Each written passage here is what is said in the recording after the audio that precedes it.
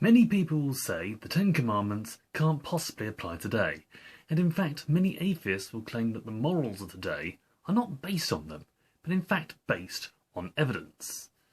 So in this mini-series, which will have a full-length compilation after all of them have been uploaded, I'm going to examine each of the Ten Commandments and attempt to summarise their true meaning, possibly their context, and how they apply in today's modern world, in just under a minute each.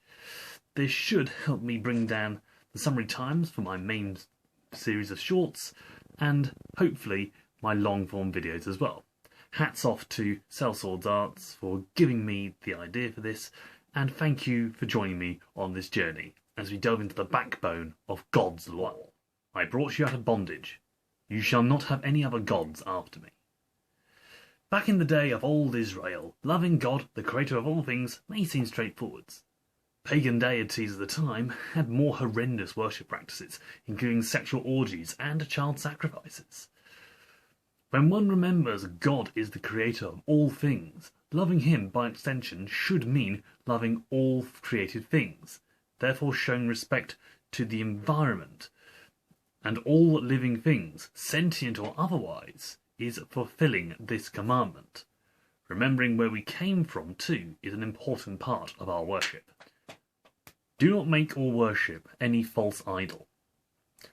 Idol worship back in the days of old Israel was linked to pagan deities. Today it can be seen as an extreme example of materialism, where one values a physical item over any person or any other item of greater practical or sentimental value. Imagine, if you will, valuing an extremely fancy car that you never take out of the garage over your child, who has taken it for a joyride and is now in hospital having crashed it into a wall. There are TV shows that have things like that all the time. In addition, it can be linked to self-worship, which leads to looking down on people for not being you. Being boastful, prideful, holier than thou, and narcissistic are classic examples of this. Do not take the Lord's name in vain. Depending on where in the Bible you read this can be taken in two ways. The classic one is in the case of profanity, which is classed as blasphemy. Using the name of God in a vulgar manner heavily implies a lack of respect for his laws and therefore his creation. The major one, however, is taking vows and oaths. If one uses the Lord's name in a promise that they have no intention of keeping, this further diminishes the name of the Lord, and those who actually use his name honestly in making a promise they will hold unto death. Disrespecting God's name may seem trivial, but dragging another name through the mud is never a good thing. Observe the Sabbath and keep it holy.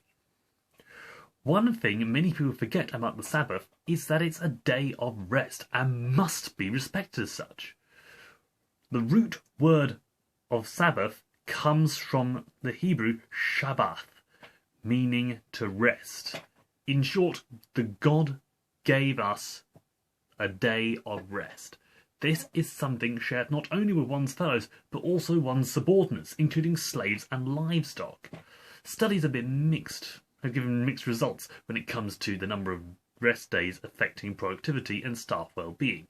But it's common knowledge that not taking days of rest can negatively affect workforces. Honour your father and your mother. Being the first authority figures in one's life, honouring and respecting and obeying one's parents certainly sounds like an indoctrination tactic to keep people subservient to religious elders. Certainly it sounds as though it's a means of binding someone to an abusive parent, no matter how harsh they may be. However, the Hebrew term korbad, at its etymological root, seems to imply weight, suggesting the Israelites interpreted it as to be supportive to one's parents. It can mean obey and later to care for. It can also mean question and ensure they are on the right path. So certainly report them if they're being abusive. And if they kick you out of their house, ensure their final rule remains, even if they change their minds later on. You shall not murder. This one sounds straightforward.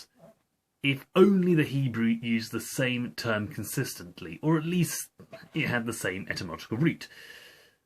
I shall have to delve into this into a longer video, but this we have to take as, in this instance, to mean unjust, deliberate, premeditated homicide. In general today, we would take that to mean a disrespect of life in all forms and the means of which to kill them, primarily those that cause the most pain and the most suffering. Essentially, don't cause any undue harm that could lead to death. You shall not commit adultery. In this day of relative sexual freedom, adultery is used as a catch-all phrase for anything outside the standard heterosexual marriage. When Jesus, however, spoke of looking at a woman in lust being the same as adultery, this strongly implies that adultery should refer to any unhealthy sexual feelings and their resulting impulses, including being perverted, groping, grooming, rape, bestiality, and paedophilia. Sex feels good for both partners and should remain as such, preferably without risking the spread of sexually transmitted diseases, so keep that in mind. You shall not steal. This one is perfectly straightforward. As the old saying goes, possession is 9/10 the law.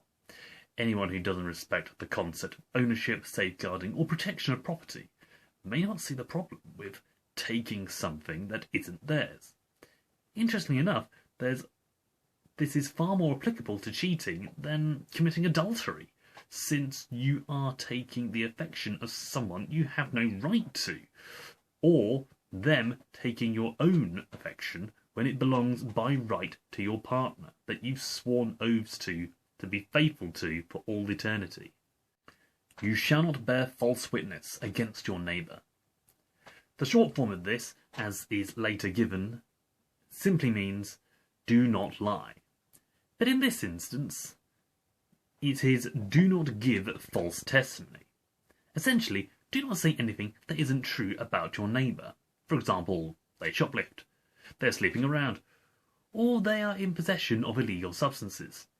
This, by extension, presents gossip and the rumour mill at large. In short, if you don't think it's accurate information, for heaven's sake, don't talk about it.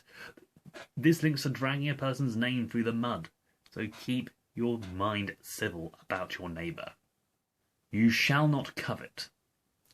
This is linked to the deadly sin of envy, which essentially is a broad form of jealousy. This is one of those commandments that can be spun in a positive light, namely, be thankful for what you have. It's also linked to not wanting to break any of the previous 9 commandments, because you're content with your own and do not wish to take anything that is your neighbour's, be they great or small. One could say this is the ultimate defence against the devil, because he can't tempt you into doing something evil if you're content with the way things are. Something which was understood by Tolkien as a Catholic and shines through in his books. Bonus: love your neighbour as yourself. Was not officially one of the 10, this is given by Christ himself as one of the most important commandments, second only to loving the Lord thy God. Someone once said that it sums up all things in the 5 commandments to do with loving your neighbour, including do not covet, do not kill, do not steal, and do not lie. Bonus: love one another as I have loved you. As given by Christ himself upon the night he was betrayed, as a new commandment. Jesus gave us a fine example of what loving someone should be like. He loved the world so much, he humbled himself to become human, to walk with us, to live, work and teach among us, and finally to die for us so that we may be with him in heaven. People say this is how we should live for our people, how Christ died for the cross, for the church. To understand this, just look at the entire story of Jesus as told in the Gospels.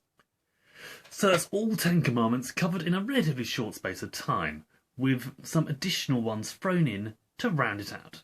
This was very good practice for my videos.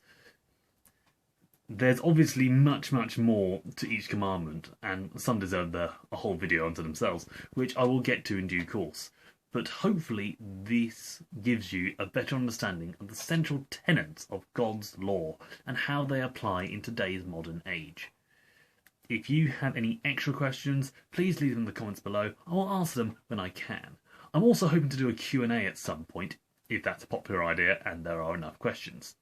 If you enjoyed this, like the video and let me know what topics you want me to cover. The compilation should be up in the next few days, and I'll have all of these in a playlist, so if you'd like your information all in one place, you know where to find it. And if you're watching the compilation video, thanks for watching, stay safe, and God be with you.